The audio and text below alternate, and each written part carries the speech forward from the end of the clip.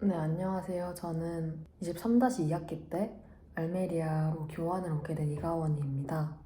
일단 교환이 이제 거의 막바지 1월 달에 제가 한국으로 가는데 지금 12월이라 가지고 거의 막바지 단계인데요. 이제 제가 교환 관련해서 Q&A를 진행하려고 해요. 제가 오기 전에 이런 교환 Q&A 영상이나 블로그 영상으로부터 도움을 굉장히 많이 받았기 때문에 저도 이와 관련해서 Q&A 영상을 찍어보려고 합니다. 물론 Q&A가 약간 이게 자문자답이에요. 제가 질문을 쓰고 제가 대답을 하는. 그래서 첫 번째 질문으로는 교환 온 나라하고 도시를 소개하고 교환 오게 된 계기에 대해서 간략하게 말씀드릴게요. 먼저 제가 온 나라 스페인은 남유럽에 위치하고 있는데요. 프랑스 밑에 그리고 포르투갈 옆에 있어요. 그리고 유럽 끝자락에 위치하고 있어서 오는 데만 22시간이 걸렸어요. 근데 이게 이제 한 번 경유한 시간. 제가 중동에서 한 번 경유를 하고 말라가로 왔었거든요. 그래서 좀 오래 걸린 것 같고요. 시차는 한국하고는 7시간이 나는데 썸머타임이 끝나면 이제 8시간이 나요. 그리고 스페인 하면 제일 먼저 떠오르는 게 다들 무엇인가요? 저는 날씨가 좋다는 거였어요. 근데 이게 정말 날씨가 진짜 다른 나라 여행해보면 더더욱 느끼 체감하게 되지만 날씨가 일단 정말 좋고요. 비 오거나 안 좋은 날 찾는 게 오히려 더 힘들 정도예요, 여기는. 그리고 이건 제가 아마 바르셀로나나 마드리드보다 그 스페인 남부지방 완전 최남단에 살아가지고 더 그렇게 느끼는 것도 있는 것 같고요. 그러면 제가 있는 도시 알메리아에 대해서 설명을 해드릴게요. 다들 스페인 교환을 생각하시면은 바르셀로나나 마드리드 그리고 말라가를 대체적으로 많이들 생각하시잖아요.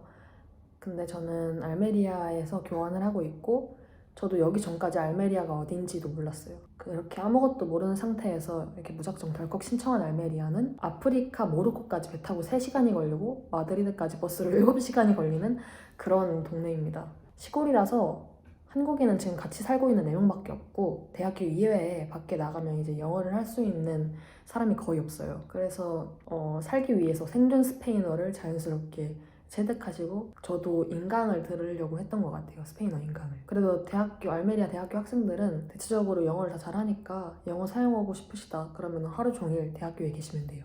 저는 여기 살다 보니까 도시나 관광지보다는 좀 더 편안하고 그리고 안정감이 있더라고요. 저희끼리 항상 하는 말이 요양하러 온 것 같다고 교환을 그런 얘기도 많이 할 정도로 그만큼 저는 여기 온 걸 진짜 절대 후회 안 할 정도로 정말 편하고 휴식이라고 생각하고 교환 생활을 하고 있는 것 같아요. 딱 한 가지 아쉬운 점이 있다면 알메리아 공항 티켓이 비싸서 여행하러 다니기에는 공항 티켓이 비싸니까 말라가까지 가는데 버스로 3시간을 가야 한다는 점이 유일한 단점인 것 같고요. 정말 그것 때문에 그거 빼면은 이제 다 좋습니다. 그리고 여기가 스페인 남부라서 아까 말씀드렸다시피 지중해성 기후라 더 따뜻하고 비 오는 날이 극히 드물다는 점. 그게 제일 좋은 장점인 것 같고 그리고 남부 사람들이 그 스페인 마드리드나 바르셀로나 사람들에 비해서 말이 좀 더 빨라요. 그래서 스페인어를 배우는 데는 조금 더 힘들 수 있다는 점. 단점이 하나 더 있네요. 2가지 단점인 것 같습니다. 그렇다면 이제 제가 교환을 오게 된 계기를 말씀드릴게요. 사실 저는 1학년 때부터 교환을 생각하고 있었어요. 남들처럼 이제 해외에서는 한 번쯤 살아보고 싶었고 이제 영어를 많이 사용할 수 있는 환경에 좀 노출되어 보고 싶다는 생각이 좀 컸던 것 같아요. 근데 저희 대학교는 1년 전부터 준비를 해야 돼서 그냥저냥 이렇게 시간을 보내고 있다가 2학년 여름방학이 된 거예요. 코로나 때문에 시간이 또 엄청 빨리 갔어요. 그때 여름방학 때 지원하면은 3-2학기 때 가게 되는 거죠. 그래서 얼른 토플 준비를 하고 지원을 했어요. 저희 대학교는 1부터 10까지 가고 싶은 대학교 순위를 리스트업 해가지고 제출을 해야 돼요. 이제 지원한 10개의 대학교 중에 알메리아 대학교가 아마 6번째였나? 5번째였나? 그쯤 될 거예요. 그래서 앞에 대학교들이 떨어져서 오게 된 곳이 알메리아입니다. 그러면 이제 본격적인 Q&A를 진행해 보려고 하는데요. 먼저 교환 전 준비해야 하는 토플에 대해서 얘기를 해보려고 해요. 일단 저희 학교는 기간 토플이 안 된다는 점, 그리고 2022년도 여름방학 때 봤다는 점을 참고해 주세요. 저도 다들 그렇겠지만 저도 토플이 처음이어서 어떻게 준비해야 되는지 그리고 시험은 어떤 방법으로 진행되는지 정말 1도 몰라서 막막했었거든요. 그래서 그냥 냅다 강남 해커스에 등록을 해버렸어요. 아무것도 모르니까. 그땐 템플릿이 뭔지도 몰라서 그거 있으면 사람들이 막 도움 된다길래 도움이 돼? 그러면은 그냥 등록을 해버려야지 하고서는 그냥 등록을 해버렸습니다. 그리고 처음 준비하면 이제 독학으로는 어렵다는 얘기들도 많이 있어가지고 그냥 제일 유명한 강남으로 등록했던 것 같아요. 먼저 저는 방학 2달 동안 시험을 준비를 했고요. 토플은 이제 4개의 영역이 있잖아요. 저는 리딩, 라이팅은 괜찮았는데 이제 리스닝, 스피킹이 약했어요. 특히 저는 리스닝이 진짜 죽어도 안 느는 거예요. 막 에타나 이런 후기 같은 거 찾아보면은 어느 순간 들려요 하는 후기들이 정말 많아요. 근데 저는 그런 거 없었고요. 그래도 스피킹은 확실하게 준비하면 커버할 수 있다는 느낌을 많이 받긴 했어요. 순간 질문을 이제 딱 들었을 때 학원에서 주신 템플릿을 바탕으로 대답을 하는 그런 실력을 향상시킬 수 있거든요. 그래도 이 2영역은 크게 실력이 는다는 느낌을 못 받았어도 계속 꾸준하게 감을 잃지 않으려고 연습을 했던 것 같아요. 그리고 제가 신촌에 살고 있는데 강남까지는 좀 거리가 있단 말이에요. 그래서 이 터플 단어를 PDF로 다운받고 암기했던 것 같아요. 그 이동 시간 동안. 이렇게 7월 초부터 준비해서 8월 말에 시험을 보고 점수를 받아서 지원을 할 수 있었습니다. 이렇게 말하고 나니까 이제 결국 지원할 성적이 나오기도 했고 부족한 실력을 좀 커버할 수 있는 그런 방법은 노력하는 게 답인 것 같네요. 물론 제가 그렇게 좋은 성적이 나온 건 아니지만 최대한 노력을 하려고 했던 것 같습니다. 이제 비자 준비에 대해서 말씀드릴게요. 이제 비자 준비가 교환 오기 전에 가장 귀찮은 과정 중에 하나잖아요. 일단 제출해야 되는 서류를 간략하게 생각을 해보면은 비자 신청서나 여권 사진, 여권 스페인 초대장, 여행 보험 증서, 최종 학력 증명서, 그리고 가족관계 증명서까지는 이제 어떻게 쉽게 준비할 수 있는데 그 외에 이제 소득금액 증명부터 재정 보증서, 은행 계좌 잔고 증명서, 거래 내역서를 준비하는 게 저는 개인적으로 까다로웠던 것 같아요. 그리고 이제 흑백만이 아니라 컬러 복사본을 같이 준비해 가야 되는 게 있으니까 이런 거를 꼼꼼하게 확인하시면 좋을 것 같고요. 그리고 대사관 가시기 전에 공증하고 아포스티유를 받아야 되는데 이런 것도 직접 찾아가서 받아야 되는 게 정말 힘들고 귀찮은 과정이에요. 이제 이런 절차를 맞춰야지 대사관에 갈 수 있는 거고요. 이런 영상보다는 저는 개인적으로 블로그나 다른 사람들 후기들을 찾아보면서 하는 게 더 정확했던 것 같아요. 좀 오래된 블로그 말고 최신 블로그를 좀 참고하시면 좋을 것 같고요. 그리고 이제 대사관 예약 같은 경우에는 빨리 할수록 좋다는 점. 나중에 예약하려고 보면은 차이는 경우가 되게 많아서 그래서 최대한 미리미리 예약하시는 게 좋다는 점을 참고해 주시면 좋을 것 같습니다. 그 다음으로는 카드에 대해서 말씀드리고 싶은데요. 유럽 와서 저는 트래블 월렛만 사용하고 있습니다. 오기 전에도 트래블 월렛만 만들어 가지고 왔고요. 그래서 카드가 하나라서 혹시 잃어버리면 어떡하나 걱정을 했는데 아직까지는 잘 쓰고 있는 편이고 딱히 큰 어려움 없이 잘 사용하고 있습니다. 친구는 트래블 월렛이랑 트래블 로그 둘 다 만들어 왔는데 이제 그 친구도 트래블 월렛을 더 잘 사용하고 있고 트래블 로그는 ATM기에서 돈을 인출하려고 할 때 안 될 때가 꽤 많더라고요. 그래서 오실 때 메인 카드로 사용할 트래블 월렛하고 혹시 모를 대비용 카드까지 2개 해서 가져오시는 걸 추천하는데 트래블 월렛으로도 충분하긴 합니다. 그 다음으로는 해외송금 어플 모인에 대해서 말씀드리려고 하는데요. 카드를 사용해야 될 때 말고 이제 돈을 송금해야 할 때가 있잖아요. 돈을 이제 언제 송금하냐고 물어보시면 한국하고 비슷해요. 집세를 내야 할 때, 그리고 소액은 카드 결제가 안 될 때, 그리고 더치페이 할 때 주로 돈을 송금을 하는데요. 이럴 때가 꽤 많더라고요. 저도 아예 약간 카드로 다 되는 거 아니야? 라고 생각했는데 약간 여기가 시골이라서 그런지 몰라도 그 소액 결제를 하려고 할 때 카드가 안 된다는 그런 마켓도 많아서 그래서 처음에는 이제 계좌를 만들려고 했어요. 스페인에 이제 유니카하인가? 거기 은행에 가서 계좌를 개설하려고 갔어요. 이제 일 처리 속도 같은 것도 엄청 느려서 그 앞에서 엄청 오래 기다렸는데 여권을 이렇게 주니까 이제 해당 여권으로 못 만든다고 하더라고요. 아마 이제 단기 비자를 가진 사람을 말하는 것 같았는데 그 사람이 스페인어로 너무 빨리 얘기해가지고 완벽하게 이해는 못했지만 근데 저는 이제 단기 비자 여권에도 니에라는 게 적혀 있어서 될 줄 알았는데 안 되더라고요. 이게 명확히 보여야 된대요, 니에가. 그래서 막 안 된다고 했는데 그래서 계좌가 없어가지고 좀 불편할까봐 걱정을 했었어요. 근데 걱정이 무색하게 모인을 정말 잘 사용하고 있습니다.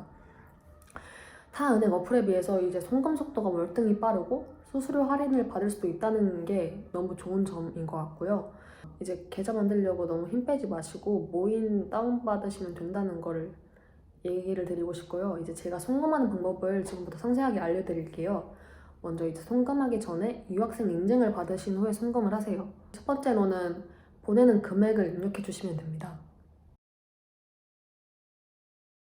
이제 1유로 이상부터 송금이 된다는 점, 유의해 주시고요.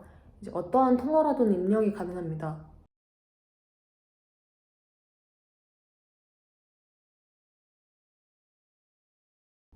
송금하기 버튼을 누르면 필수 정보를 기입해야 하는 단계로 갑니다. 두 번째로는 수취인의 성함과 계좌 정보, 여기에서 이제 BIC는 은행 코드, IBAN 코드라고 되어 있는 건 계좌번호라고 해요. 그 다음에 연락처, 주소를 입력한 후 해외 송금을 누르세요. 이제 여기까지는 인보이스에 나와 있는 그대로 작성하시면 됩니다.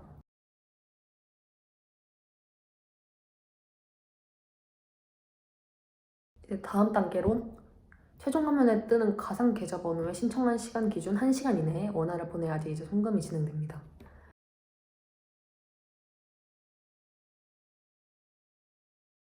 최근에 후기를 찾아보면 6분 만에 독일로 송금하셨던 분도 계시더라고요.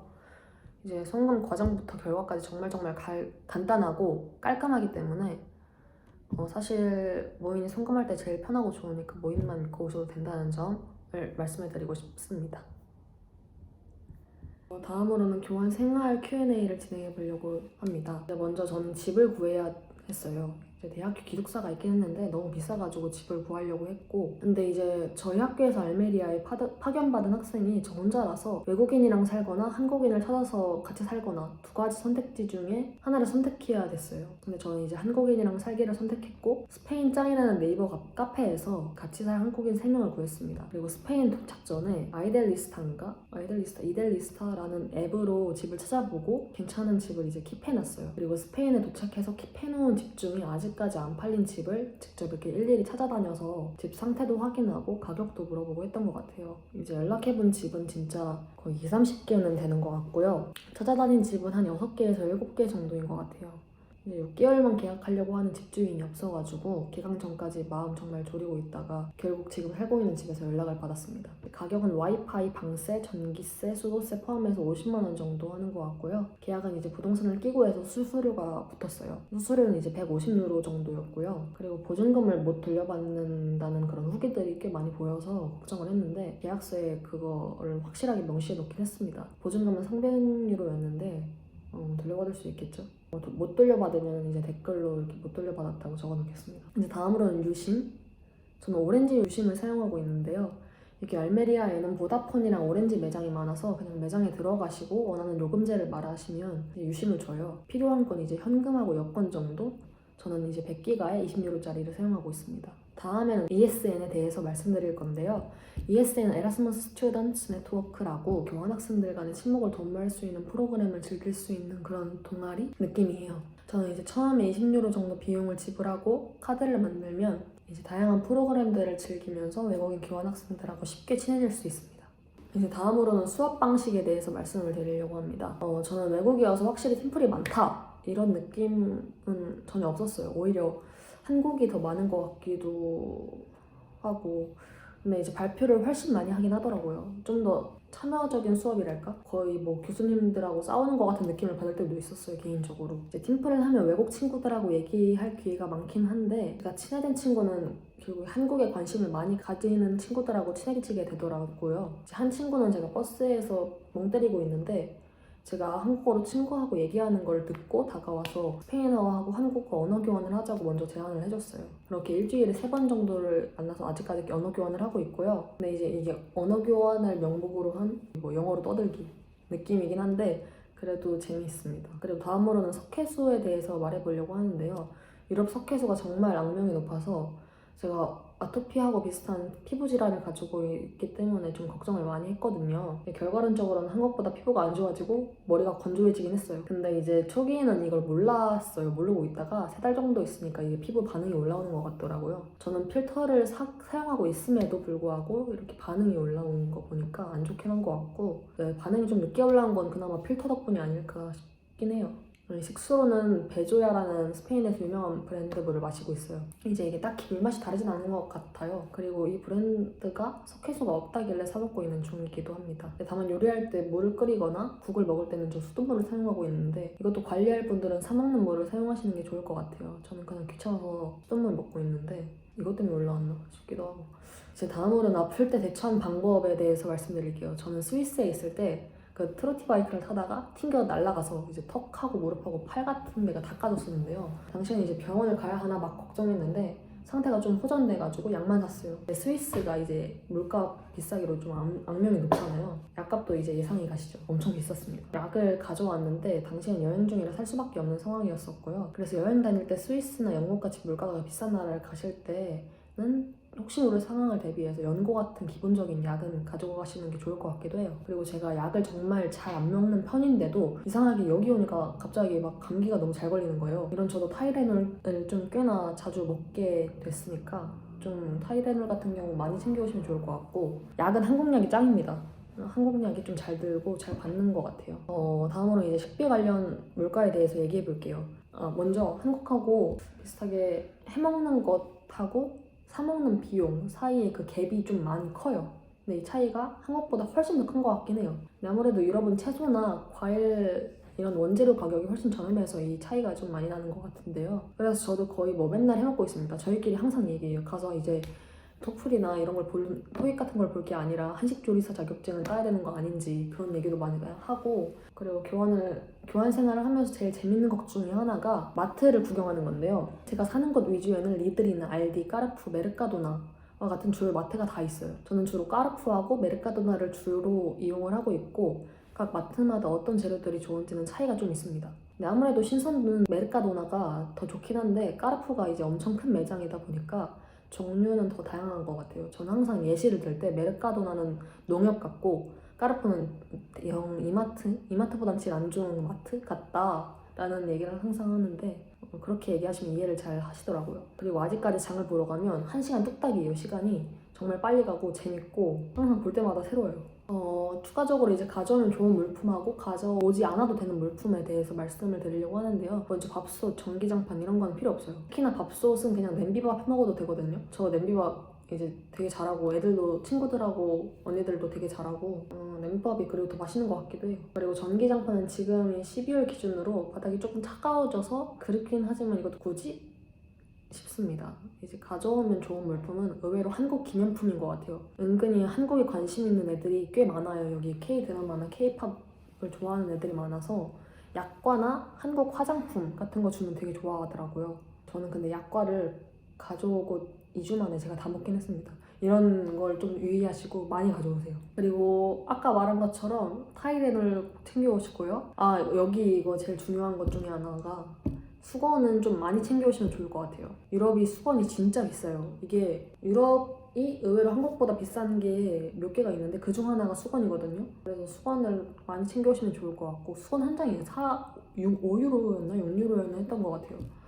마지막으로 이제 제가 유용한 어플을 말씀드리고, 그리고 지금까지 생활하면서 사용한 비용을 알려드릴게요. 먼저 오미오, 저는 한 번 사용하고 안 썼습니다. 얘네가 수수료가 붙거든요. 공식 홈페이지에서 결제를 할 때랑 오미오를 사용해서 결제를 할 때랑 수수료가 붙어서 좀 더 비싸게 결제가 돼가지고 그래서 출발 시간 같은 거 볼 때 종종 오미오로 확인은 하는데 예약은 홈페이지 가서 저렴하게 하는 걸 추천드리고요. 그리고 다음으로는 트래블 월렛하고 모이는 결제할 때 필요하니까 필수 앱이고요. 다음으로는 이제 유럽 애들의 카카오톡인 왓츠앱과 그리고 여행할 때 필요할 에어비앤비, 마이리얼트립, 아고다를 다운받고 왔습니다. 이제 여기까지는 다들 아실 것 같은데 저는 추가적으로 블라블라카라는 차량 공유 어플을 깔아서 왔어요. 원하는 시간대에 버스가 없을 때도 많고 가격도 블라블라카가 훨씬 더 저렴해가지고 유용하게 사용을 했습니다. 저는 딱 이 정도를 사용하고 있는 것 같아요.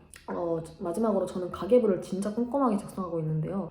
지금까지 여행비를 제외하고 사용한 비용은 334만 원 정도 되네요. 이게 12월 초 기준입니다. 그리고 제가 따로 생활비나 여행비 이렇게 나눠서 정리한 게 아니라서 딱 주차별로만 정리해놔서 재정리하느라 오류가 조금 있을 수도 있어요. 그리고 오기 전에는 비행기 가격 포함해서 이제 280만 원 정도를 사용했다고 적어놨네요.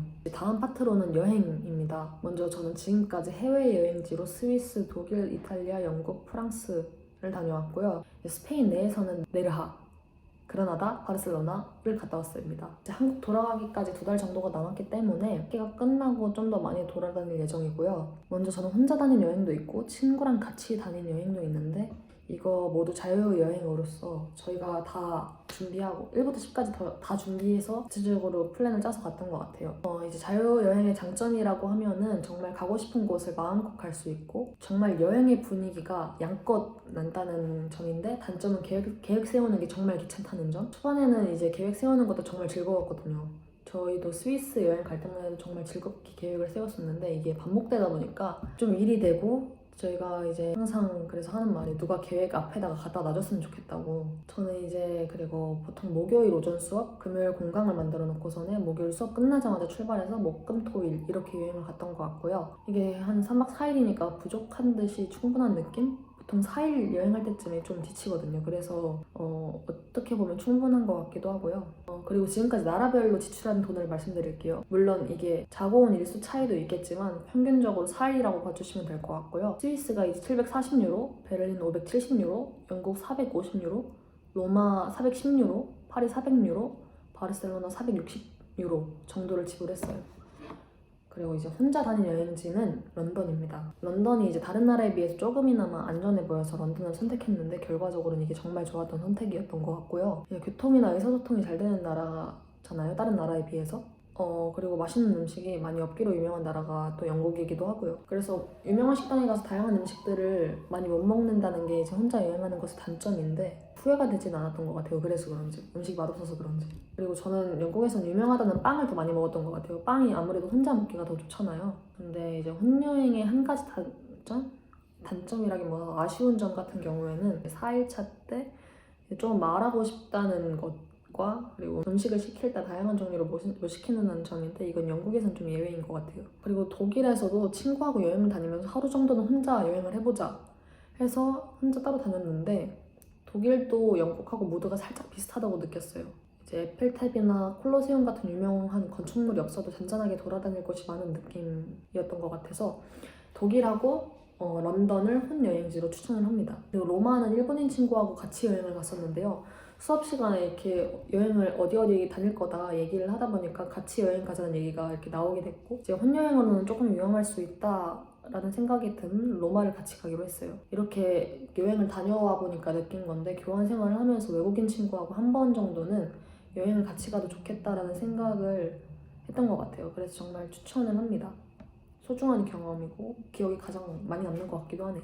그리고 추가적으로 소매치기에 대해서 한번 말씀드리자면, 소매치기 3대 성지가 이제 바르셀로나, 로마, 파리라고 하잖아요. 저는 지금까지 한 번도 소매치기를 당하지 않았습니다. 그 이유는 좀 제가 유난을 떨면서 다닌 것도 없지 않아 있는 것 같아요. 가방에 항상 자물쇠를 달고 다니기도 하고, 지갑 같은 경우에도 여행을 다닐 때는 동전 지갑 같은 허름한 지갑의 느낌이 많이 나는 지갑을 들고 다녔어요. 이제 핸드폰 스트랩은 정말 필수고요. 그리고 위험해 보인다 싶으면 항상 주머니에 손을 넣고 다닌 것 같아요.